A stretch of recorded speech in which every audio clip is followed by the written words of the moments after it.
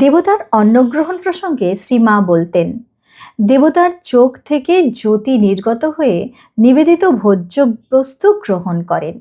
সরল বিশ্বাসে দিলে ভগবান স্থূলভাবেও গ্রহণ করেন। শ্রীমা বলছেন, এক ব্রাহ্মণ বাড়ি থেকে যাওয়ার সময় নিজের ছোট ছেলেটিকে বললেন, তুই আজ ঠাকুরের পুজো করিস, ভোগ দিস, কেমন, পারবি তো? সে বললে, হ্যাঁ, খুব পারবো। পূজা শেষ হলে তার মা থালায় ভোগ বেড়ে ঠাকুরের সম্মুখে রেখে দিয়ে চলে গেল। ছেলেটি দরজা বন্ধ করে জোর হাতে ঠাকুরকে খাইতে বলল। অনেকক্ষণ ধরিয়া ঠাকুর খাও বলা সত্ত্বেও গোপাল কিছুতেই খান না দেখে তার রাগ হলো।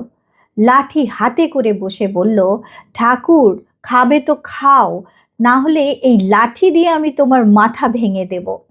তখন ঠাকুর একটি ছোট্ট ছেলের বেশ ধরে মূর্তি হতে বাহির হলেন, আসনে বসে খেতে লাগলেন।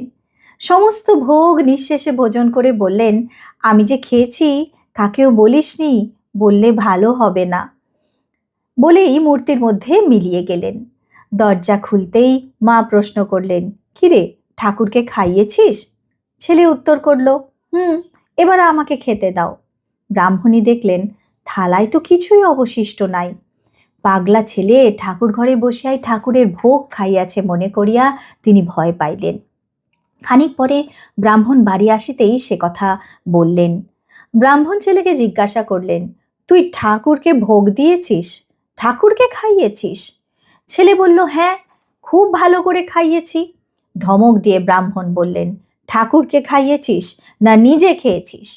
ছেলে তখন নিরুপায় হয়ে বলল, না বাবা, আমি খাইনি, ঠাকুর নিজে খেয়েছেন, কিন্তু কাকে বলতে মানা করেছেন।